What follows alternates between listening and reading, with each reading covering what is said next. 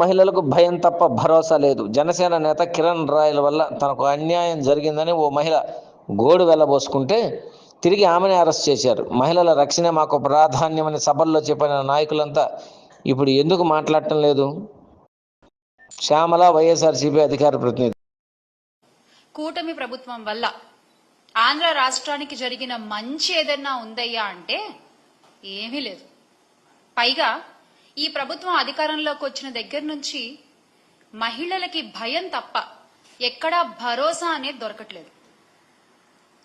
గత ఈ 8 నెలల్లో పంట పండించే రైతుకి భరోసా లేదు, ఇంట్లో ఉండే పిల్లలకి భరోసా లేదు, హాస్టల్లో ఉండి చదువుకునే పిల్లలకి భరోసా అసలే లేదు, నిరుద్యోగులకు భరోసా లేదు, మహిళలకు భరోసా మాన ప్రాణాలకి అసలు ఎక్కడా దొరకట్లేదు. గత 5 ఏళ్లలో అన్నా అని పిలిస్తే ఆదుకునే ఆపన్న హస్తాన్ని అందించే స్థితిలో ఉండే ఈ రాష్ట్రం ఈ రోజున అన్నా అన్యాయం జరిగిందన్నా కాపాడండి అన్నా అని నోరెత్తి గొంతెత్తి గగ్గోలు పెడుతున్నా కూడా ఆదుకోవడం అటు ఉంచితే అరెస్టులు చేయించే స్థితిలోకి వెళ్లిపోయింది.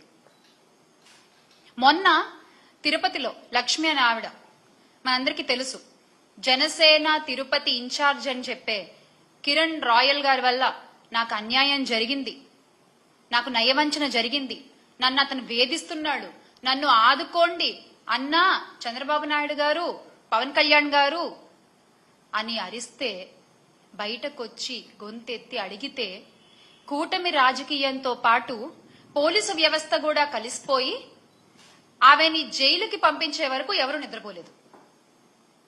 ఆ లక్ష్మి అనే ఆవిడ ఏ రాజకీయ పార్టీకి సంబంధించిన ఆవిడ కాదు. వివాదాలకు దూరంగా ఉంటూ భర్తను పోగొట్టుకుని పిల్లలతో జీవిస్తున్నటువంటి సగటు మహిళ.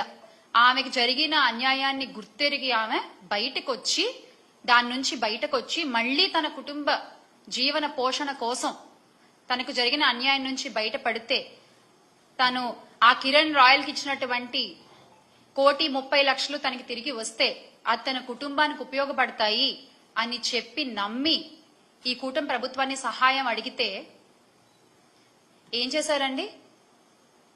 మీరిచ్చిన తీర్పు ఏంటి? ఆవిడ అరెస్ట్. అంటే బహిరంగ సభల్లో అధికారులతో సమావేశాల్లో మీ మాటలు కోటలు దాటుతాయి. మహిళలకి ఏమన్నా అన్యాయం జరిగితే కడుపు రగిలిపోతుంది, కడుపు తరుక్కుపోతుంది. మహిళల safety is my utmost priority అని మాట్లాడినటువంటి గొంతులు ఈ రోజున ఎందుకు ఒక్క మాట కూడా మాట్లాడట్లేదు? మీ పార్టీ నాయకుడేగా. ఎందుకని? అంటే ఇవన్నీ మాటల వరకేనా? చేతల్లో ఇవేం కనబడవా? ఒక ఆవేశం అదంతా ఏమైపోయింది? ఈ రోజున ఆవేశం అంతా ఏమైపోయింది?